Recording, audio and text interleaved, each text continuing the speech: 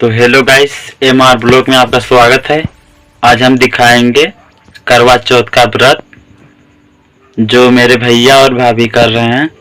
आज जाएंगे और वहाँ की पूरी वीडियो आपको दिखाएंगे, जो कि कैसे करवा चौथ व्रत का प्रारंभ हुआ और उसे पूरी वीडियो आपको दिखाएंगे।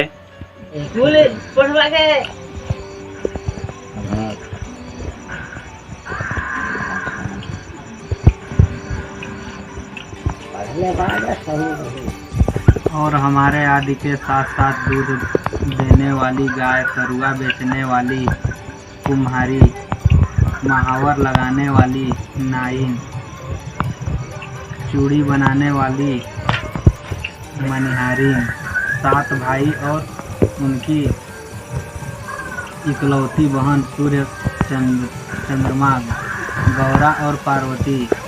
यदि देवी देवताओं के भी चित्र बनाए जाते हैं। सुहागिन स्त्रियों को इस दिन निर्जल व्रत रखना चाहिए। रात्रि को जब चंद्रमा निकल जाए तब उसे अर्घ्य देखकर भोजन करना चाहिए। पीली मिट्टी और गौरा बनाकर उसकी पूजा करनी चाहिए। यदि दीवार पर करवा चौथ बनाने में कोई सुविधा हो तो करवा चौथ का चित्र बाजार से लाकर दीवार पर चिपकाया जा सकता। एक साहूकार था जिसके साथ 7 बेटे और 1 बेटी थी। 7 भाई व बहन एक साथ बैठकर भोजन करते थे। एक दिन कार्तिक की चौथ का व्रत आया तो भाई बोला कि बहन आओ भोजन करें। बहन बोली कि आज करवा चौथ का व्रत है, चांद उगने पर ही खाऊंगी। तब भाइयों ने सोचा कि चांद उगने तक बहुत भूखी रहेगी, बहन भूखी रहेगी। तो एक भाई ने दिया जलाया, उस दूसरे भाई ने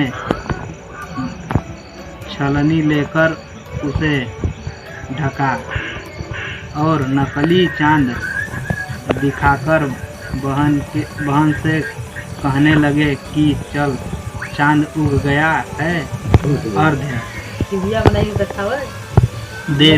दे लें। बहन अपनी भाइयों से कहने लगी कि चलो अर्घ्य दे दो। भाभियाँ बोली तुम्हारा चांद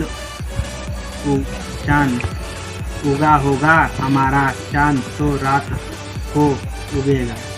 बहन ने जब अकेले ही अर्घ्य दे दिया और खाने लगी तो पहले ही ग्रास में बाल आ गया, दूसरे ग्रास में कंकड़ आ गया और तीसरा ग्रास मुंह की ओर किया तो उसकी ससुराल से संदेश आया कि उसका पति बहुत बीमार है, जल्दी भेजो। माँ ने तब लड़की को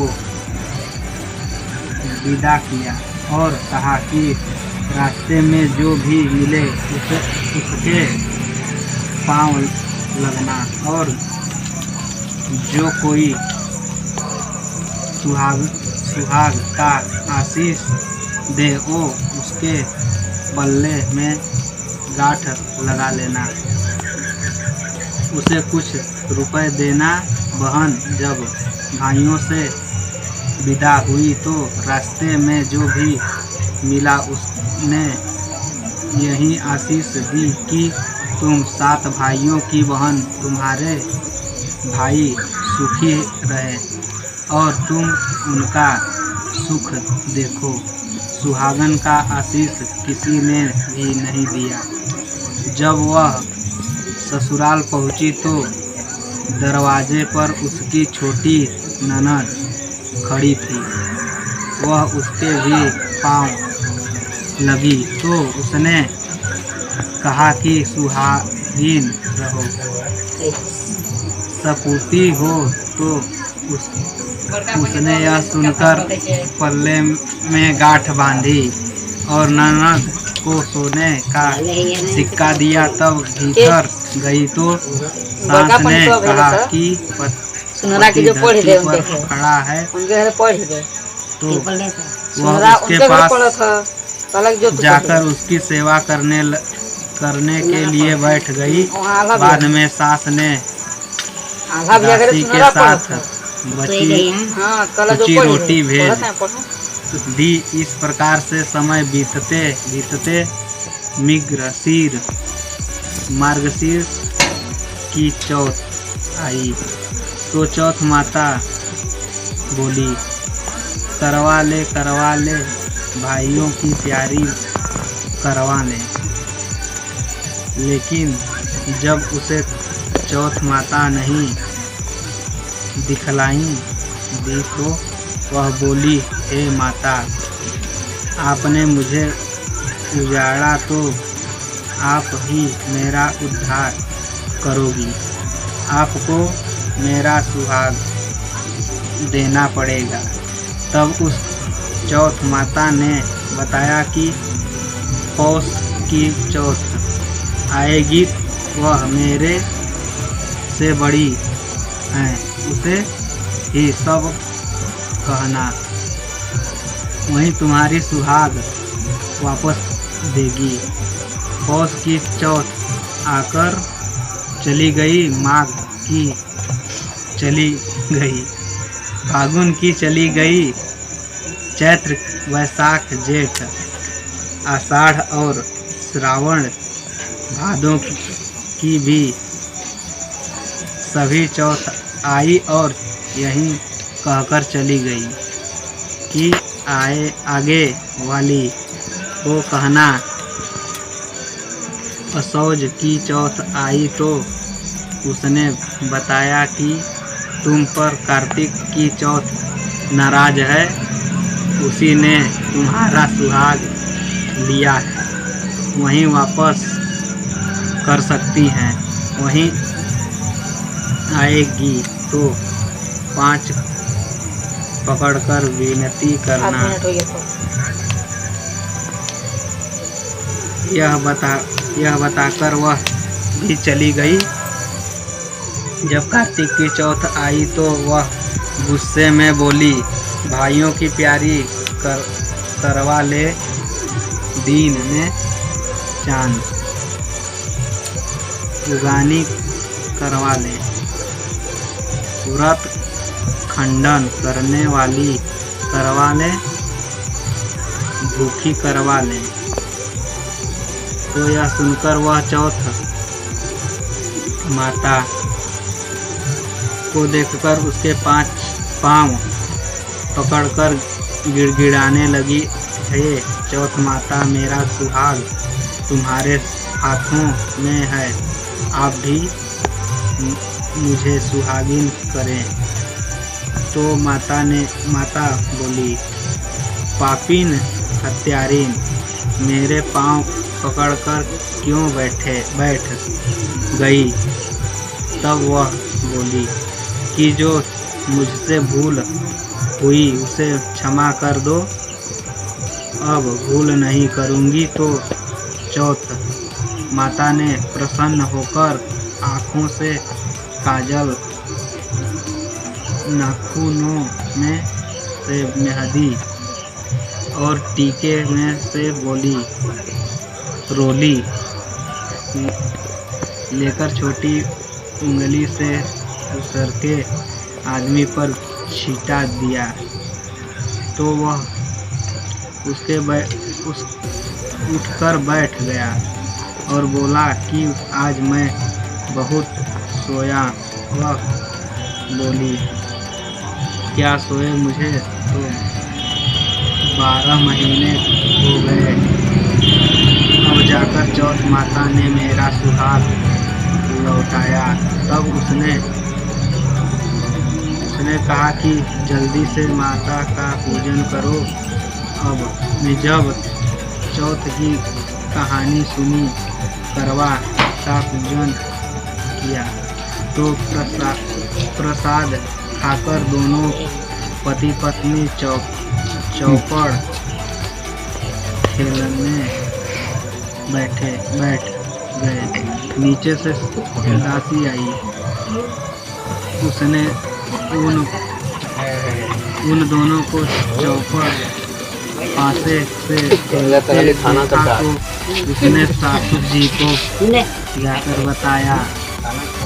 तब से सारे गांव में यह बात प्रसिद्ध हो गई कि सब स्त्रियां चौथ का व्रत करें तो सुहाग अटल रहेगा। जिस तरह से साहूकार की बेटी का सुहाग दिया, उसी तरह से चौथ माता सबको सुहागिन रखें। यही करवा चौथ के उपवास की सनातन महिमा है। अर्जुन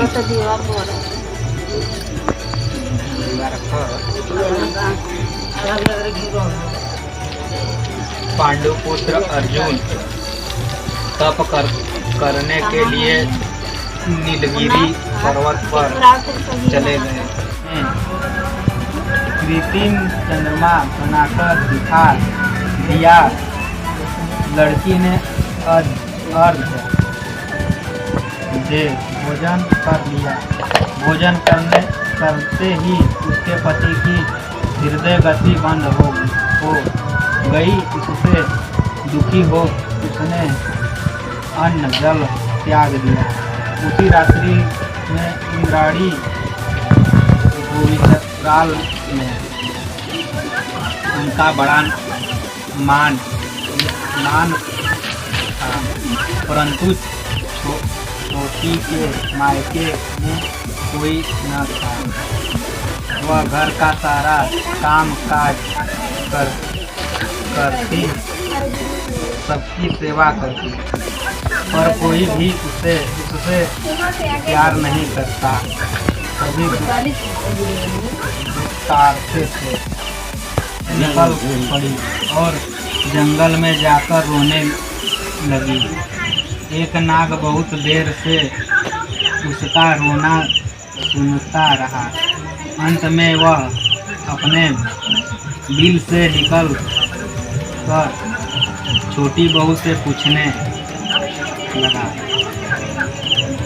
बेटी क्या बात है, तुम रो क्यों रही हो? छोटी बहू बोली, आज करवा चौथ है, मेरा कोई भाई नहीं है।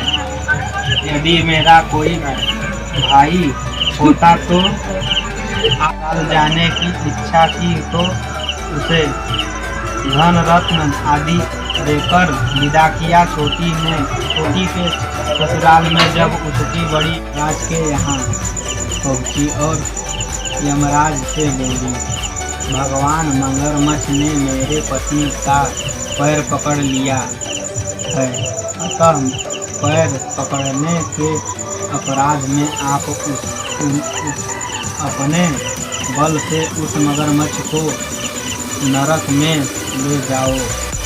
यमराज ने कहा, अभी मगरमच्छ की आयु शेष है, अतः मैं उसे नहीं मार सकता। इस पर करवा ने कहा, यदि आप ऐसा नहीं करोगे तो मैं आपको श्राप देकर नष्ट कर दूंगी। यह सुनकर यमराज डर गए और उस पतिव्रता स्त्री करवा के साथ जाकर मगरमच्छ को उन्होंने यमपुरी भेज दिया और करवा के पति को दीर्घायु प्रदान की। उसी दिन से यह करवा चौथ मनाई जाती है और सुहागिन स्त्रियों के द्वारा व्रत द्वारा व्रत रखा जाता है। करवा माता जैसे तुमने अपने पति की रक्षा की, वैसे सबके पतियों की रक्षा करना।